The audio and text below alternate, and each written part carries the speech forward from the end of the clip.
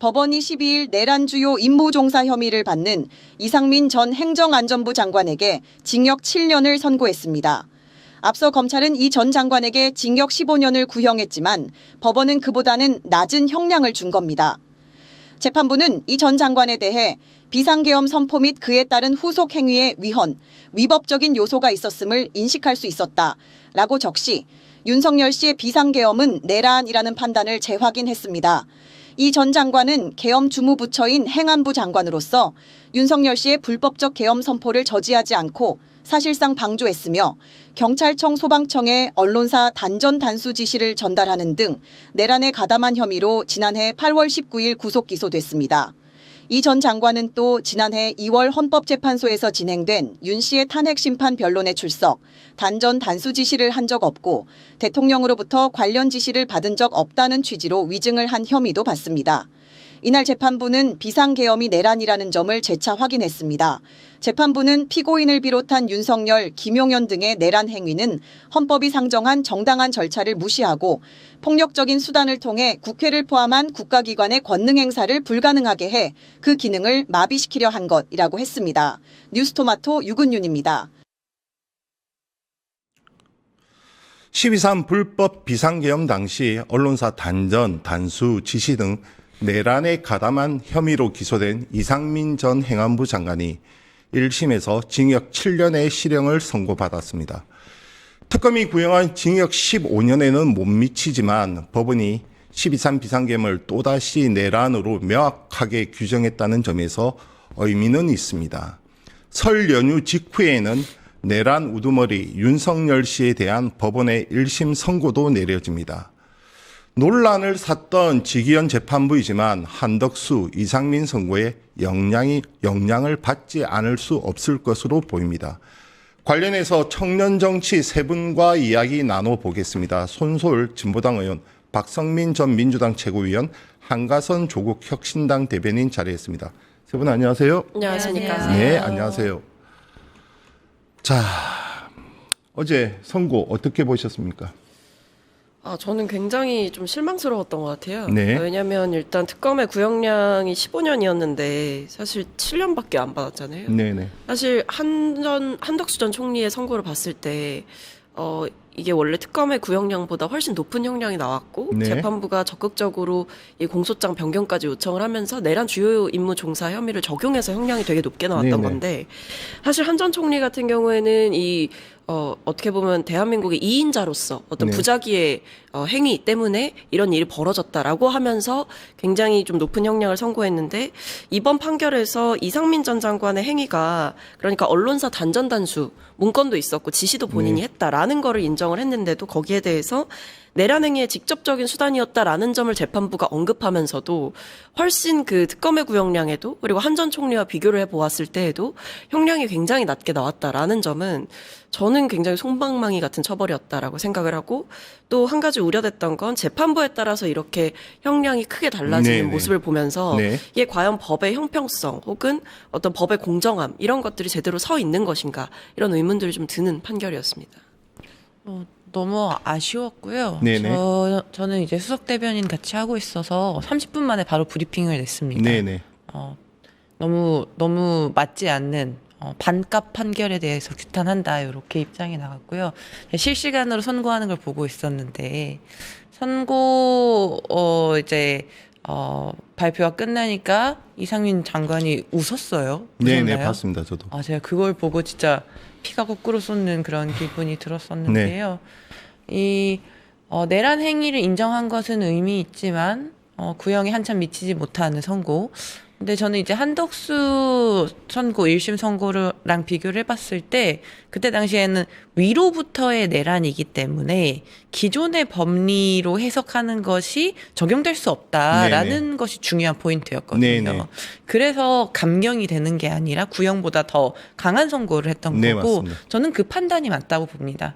근데 지금 이제 이상민 장관에 대한 선고는 내란은 인정했지만 위로부터의 내란 이기 때문에 더욱더 강한 책임을 물어야 되고 강한 선고를 해야 된다라는 그 판단이 조금 약했던 것 같아요. 네네. 그래서 상급심을 가게 되면은 저는 조금 더 강한 책임 물어야 된다고 보고요.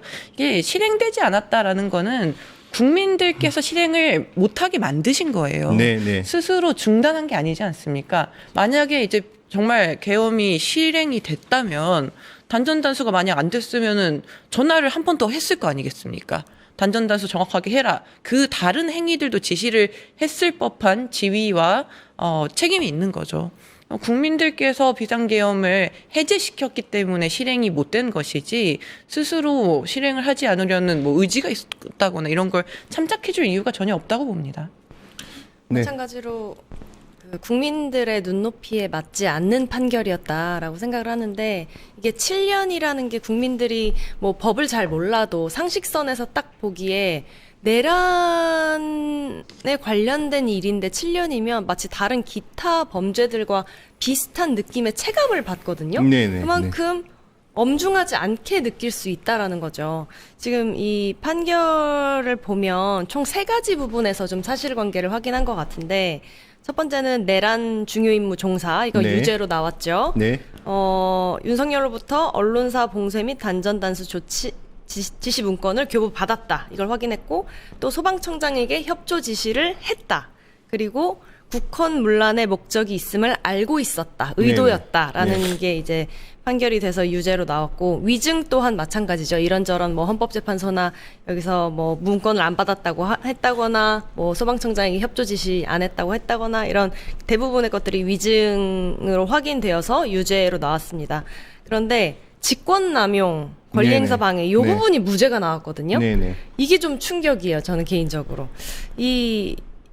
그 재판부의 설명 자료를 좀 보니까 행정안전부 장관으로서 소방청을 지휘할 수 있다. 그러니까 이게 직권 안에 있는 일이다라고 판단을 했고 필요한 협조 요청을 할 일반적 직무 권한을 갖고 있다라는 거죠. 그리고 또 검사가 제출한 자료만으로는 피고인이 소방청장으로 하여금 의무 없는 일을 하게 했다고 보기 부족하다라고 되어 있는데 그러면 언론사 단전 단수가 이게 이 소방청이 의무가 있는 일인지 그 판단이 정말 저는 납득이 안 되거든요. 이 국민들이 보시기에 너무 이해가 안 되는 대목인 것 같습니다. 그런 포인트들이 위로부터의 내란이 얼마나 심각한지에 대한 그런 심각성을 좀 인지하지 못한 선고지 않았나 싶고요. 어제 헌법 존중 TF 발표가 나왔어요. 네, 알고 있습니다. 같은 내용인데 사실은 이제 계엄이 선포된 그 순간부터 이게 말뿐이 아니라 행정부 전체가 실제로 어떻게 움직였는지에 네. 대해서 전체 확인을 한 거고요. 뭐 교도소의 공간이 얼마나 있는지 이런 거 확인한 것부터 외교부에는 계엄이 아무런 뭐 문제가 되는 일이 아니라는 거를 타국에 전달하게끔 입장을 정리해라. 이게 실제로 지시가 있었고 실행이 되고 있었던 것이거든요. 지금 뭐 말뿐이었다, 실행하지 않았다, 전화도 한 번밖에 안 했다 이런 것들이 정말 이제 막아줘서 다행인 그런 영역이지 실제로 하려고 하지 않았던 것이 아니고 다 되고 있었던 과정이었던 거거든요. 그래서 네. 저는 위로부터의 내란이 얼마나 심각한지 조금 더 분명하게 짚고 상급심에서 판단해야 된다고 봅니다. 비상계엄이 만약에 실행됐다면 여기 계신 세 분 아마 이 자리에 계시지 않을 가능성도 높고 저 또한 아마 거기 그때 국회에 있었는데 저 또한 아마 마찬가지. 너무 무서웠습니다. 자, 일단 어제 선고 영상 잠시 보고 이야기 이어나가겠습니다. 주문 피고인을 징역 7년에 처한다. 이 사건 내란 행위를 적극적으로 만료했다고 볼 만한 자료는 없고 오히려 이후 내란 행위의 진실을 밝히고 그에 합당한 책임을 지기는커녕 진실을 은폐하고 책임을에서 벗어나고자 위증까지 하였다는 점에서 피고인에 대한 비난 가능성은 더욱 크다. 자, 세 분께서 선고 형량에 대해서는 상당한 아쉬움과 유감을 표명하셨고 그리고 앞선 한덕수 선고와 비교를 할 때 위로부터의 내란에 대한 그 엄중함, 중대성, 심각성을 간과했다 이렇게 지적을 하셨습니다. 그럼에도 불구하고 우리가 의미를 찾는다고 하면 과연 비상계엄을 대통령의 비상대권 통치 행위로 볼 것인지 아니면 이번 비상계엄은 불법적인 내란으로 볼 것인지 앞서 한덕수 선고에서 명확하게 규정을 했단 말이죠. 비상계엄은 내란이었다. 특히 위로부터의 내란 그리고 법에는 없는 용인 친위 쿠데타라는 네. 말까지 쓰면서 그 상당히 강하게 질타를 했죠. 여기에서 어제 또다시 법원이 어쨌든 네.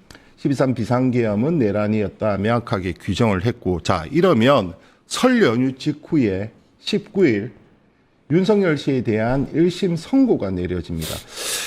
우리가 걱정해왔던 것이 그동안 보여온 지기현 재판부의 행태 때문인데 이렇게 되면 지기현 재판부도 영향을 받지 않을 수 없지 않을까 이 생각이 듭니다. 어떻게 생각하십니까? 그러니까 말씀하신 대로 사실 많이 걱정했던 게 이게 내란이 아니다라고 이제 윤 전 대통령 측에서 계속 주장을 했고 그렇죠. 지기현 판사의 어떤 재판 진행 과정을 보면 뭔가 윤 전 대통령 측에 계속 호의적으로 혹은 윤 전 대통령에게 계속 특혜를 주는 방식으로 재판을 했다라는 문제의식이 있었기 때문에 말씀하신 대로 이 12.3 비상계엄 자체를 내란이 아니라 뭐 국민들에게 알리는 뭐 비상벨이었다 이런 주장을 받아들일까봐 혹은 말한 것처럼 뭐 피해가 없지 않았느냐 이런 윤 전 네네. 대통령의 주장들을 받아들이는 게 아닌가 애초에 내란 자체가 성립하는 게 아닌가라는 우려가 있었는데 뭐 끝까지 지켜봐야겠습니다만 그럼에도 뭐 이상민 전 장관에 대한 판단과 한 전 총리에 대한 그 판단에 있어서 동일하게 내란이다 이것은 12.3 비상계엄은 내란이 맞다라는 판단이 있었기 때문에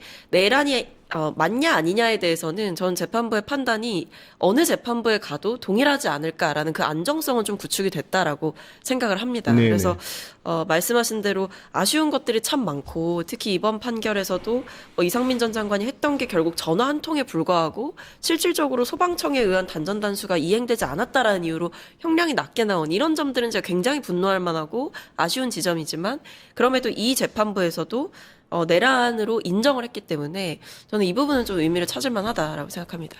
네. 내란인 것은 사실 분명하죠.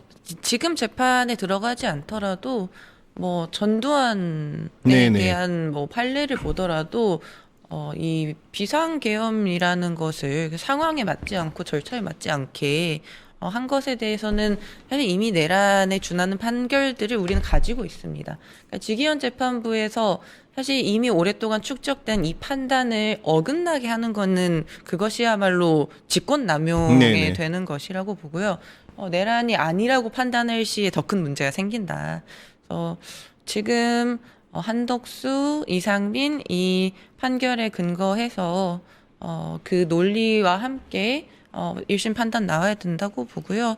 윤석열 대통령 같은 경우에는 그냥 협조한 사람 이런 게 아니라 실제로 최종 권한을 가지고 네네. 했던 우두머리에 네. 관한 것이기 때문에 저는 최고형이 나와야 된다고 봅니다. 어제 사실 이상민 판결 보면서 국민들이 아쉬운 점이 굉장히 많았지만 네네. 사실 모든 이목은 윤석열에게로 가는 것 같아요. 그게 제일 궁금한 부분이잖아요. 근데 대전제를 재판부끼리 달리할 수도 있나요? 거의 불가능하죠. 불가능해요. 네, 그렇게 그렇기 되면 때문에 큰일 나는 건데. 그 내란이라는 대전제를 달리할 수는 없고 그래서 이제 무기징역 또는 사형이 되겠다라는 어떤 국민들이 또 한편으로는 안심도 하신 것 같아요. 네네네. 그래서 좀 다른 얘기긴 하지만 저는 윤석열에 대한 그 판결을 예측을 할 수는 없지만 저는 무기징역이 나와야 적절하다고 생각을 하거든요. 그러니까 사형이 구형됐지만 무기징역이 나오는 게 적절하다. 왜냐하면 지금 계속 이제 흐르는 추세를 보면은 이 사형을 오히려 무슨 훈장처럼 여기는 그런 윤어게인의 좀 그런 움직임도 보이거든요. 그래서 특히 또 특정 종교 집단들이 막 윤어게인에 많이 동원되고 그러는데 사형이라는 그 극단적인 뭐랄까요 단어가 주는 느낌 때문에 막 뭐 부활까지 연결해가지고 막 그런 얘기를 하더라고요. 그래서 그런 사형 같은 그런 극단적인 단어를 오히려 붙여줄 필요가 없지 않나. 무기징역 정도로 나오는 게 적절하다. 저는 그런 생각이 들었습니다. 무기징역이 나오면 국민적 분노가 만만치 않을 것 같은데요. 이 네, 뭐 어쨌든 예. 사형 또는 무기징역에 어차피 우리가 뭐 처한다. 사형을 실행하지는 않는 국가이지만 실질적 내란에 사용 대한 해지니까. 법의 엄제가 필요하다는 점에서는 아마 다 동의를 하실 것 같고 일단 앞선 두 재판부가 명확하게 내란이다. 12.3 비상계엄은 네. 내란을 규정했기 때문에 그 국회의원 한 분 한 분이 개별 헌법기관이듯이 물론 재판부 역시 독립성을 갖고 있습니다. 그럼에도 불구하고 이 영향권에서는 벗어나기 좀 어려워 보인다. 일단 이 정도로는 이야기가 요약될 수 있겠죠. 네, 그래서 사실은 네. 한덕수 1심 선고가 났을 때 많이 좀, 이것을 내란이라고 확인이 되는구나, 사법부에서도. 이렇게 안심했던 거는 있었던 것 같습니다. 저도 개인적으로 네. 안심했습니다. 그러니까 말씀하신 대로 결국 뭐 아쉽고 말고를 떠나서 그 이제 내란이다라는 그 행위에 대해서는 어떤 재판부에 가도 이제 동일한 판단이 나오는구나. 이 점이 그나마 국민들이 이제 지금껏 이 윤 전 대통령과 관련한 재판이 굉장히 지연됐고 아직까지 1심 선고가 안 나온 상황에서 그나마 좀 위로를 받으실 수 있는 부분이 아닐까. 지기현 판사에 대한 여러 가지 뭐 의구심과 의혹 그리고 불안함까지도 사실은 있는 상황이지만 이게 다 떠나서 아무리 법률적으로 본다라고 하더라도 이게 내란이 아닐 수는 없다라는 네네. 점을 앞선 이 두 판결에서 확인을 했기 때문에 오히려 지기현 재판부가 그것을 거스르고 이것은 내란이 아니다라고 판단하려면 정말 엄청난 근거가 있어야 돼요. 이거는 뭘 해도 뒤집힐 수 없는 진실이기 때문에 저는 뭐 그 길은 가지 않으리라 생각하고 있습니다. 바로 설 연휴 직후입니다. 직후인 19일 윤석열 씨에 대한 선고가 내려집니다. 그 윤석열 씨와 함께 어쨌든 오히려 윤석열 씨보다 더 높게 사실상 모든 권한을 국정에 개입하고 행사했던 김건희 씨 문제 잠시 좀 짚어보죠. 물론 이거는 이제 내란 쪽이 아니라 김건희 특검에서 다뤘던 내용이기는 하지만 지금 나오는 판결들 하나하나 뜯어보면 전부 다 황당하죠. 이해할 수 없다는 네, 황당한 일이 많습니다. 여론이 정말 여론 쪽 분노가 여기에서 일고 있는 네. 것 같아요. 그래서 아까 말씀하셨듯이 그 한덕수와 이상민 두 사람에 대한 이 선고가 다른 그 고무줄 잣대를 얘기했지만 이건 고무줄 잣대 정도가 아니지 않습니까? 상당 부분 무죄로 나왔고 형량 또한 상당히 낮고 잣대가 없는 거죠, 사실. 이 문제에 있어서. 네. 왜 이렇다고 보십니까? 우리나라 정말 사법부 시스템에 문제가 있는 것입니까? 뭐 어떻게 봐야 됩니까? 뭐 이제 사법 시스템의 문제에 대해서는 워낙 오랫동안 이야기를 해서 지금 사법 개혁을 추진하고 있는 것이고요. 근데 이제 너무 심한 봐주기가 어떻게 이렇게 가능할까? 또 국민의 이목이 쏠리고 있는 이 사안에 있어서 그래서 뭐 이후에 뭐 2심, 3심까지 가면서 더 다퉈봐야 될 것이 많다고 보고요. 저는 명확하게 단죄해야 될 것이 있는데 그 법리의 뭔가 사각지대를 이용해서 교묘하게 빠져나가는 이 법 기술을 부리는 이 네네. 행위를 어떻게 차단하고 실제로 그 죄에 맞는 처벌을 할 것이냐 이게 좀 중요하다 보입니다. 저는 그러니까 이러다 보니까 사법부의 독립을 저희가 해치려고 하는 게 아니라 사법부의 자정과 좀 개선을 저희가 요구할 수밖에 없는 입장이 되는 거죠. 왜냐하면 말씀하신 대로 사실 지금 판결들도 이상민, 뭐 한덕수 두 사람에 대한 판결도 재판부에 따라 이렇게 크게 차이가 나고 네네. 김건희 씨에 대한 판결도 마찬가지입니다. 사실 거기에 대해서도 법조계에서도 이견이 많아요. 왜냐하면 주가 조작 문제만 봐도 무죄로 나오지 않았습니까? 네네. 근데 우리가 다 목도했고 심지어 들은 것은 이 음성 녹음 파일도 있어요. 이거를 몇 대 몇으로 6대 4로 나눌 거다. 이 부분에 대해서. 그리고 그럼 얼마를 줘야 되냐. 그러니까 이건 단순히 뭐 계좌를 맡긴 수준을 넘어서서 적극적으로 이 시세 조종 행위를 통해 취한 이익을 어떻게 나눌 것인지에 대한 네네. 사전 합의까지 다 되어 있었단 말이에요. 이거는 공동정범으로 충분히 볼 수가 있는데 그 요건을 매우 엄격하고 매우 제한적으로 뭐 김건희 씨에 대해 욕하는 어떤 그런 내용들을 가지고 뭐 거기에 껴 있었다라고 볼 수가 없다. 이른바 패밀리가 아니었다. 이렇게 네네. 본 거 아닙니까? 네. 그러니까 이런 굉장히 제한적이고 엄격하고 굉장히 좁은 해석을 가지고 여기에 대해서 다 인지하고 있고 수익 배분까지 약정하고 심지어 그것을 실현했고 네네. 근데 그런 행위를 저질렀음에도 무죄가 나왔다는 게 정말 이해가 안 되는 대목인 거죠. 국민들께서는 검찰 개혁만 이제 많이 필요성을 느끼고 있다가 이번 1년의 사태를 겪으면서 진짜 사법 개혁 필요하다라고 느끼시게 된 것 같아요.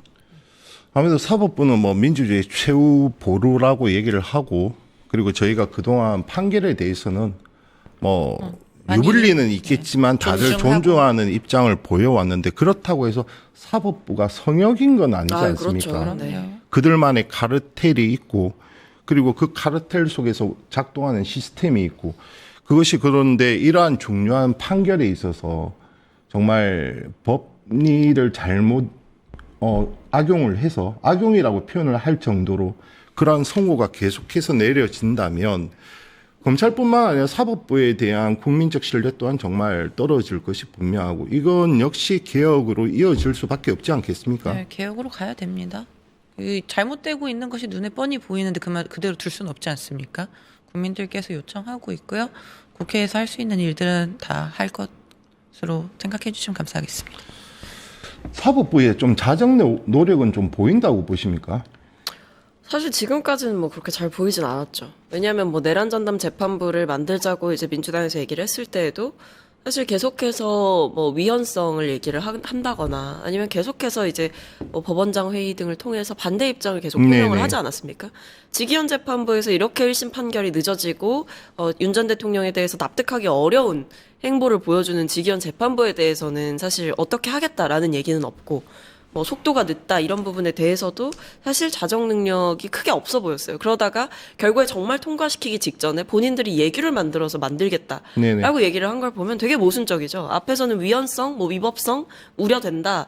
뭐 이렇게 얘기를 하다가 정말 할 것 같으니까 그제서야 그럼 우리가 이 안을 만들겠다라고 얘기를 하는 거는 저는 뭐 정말 사법 독립을 지키기 위함이 아니라 일종의 밥그릇 싸움처럼 본인들이 생각을 하고 있었던 걸 드러냈다라고 생각을 합니다.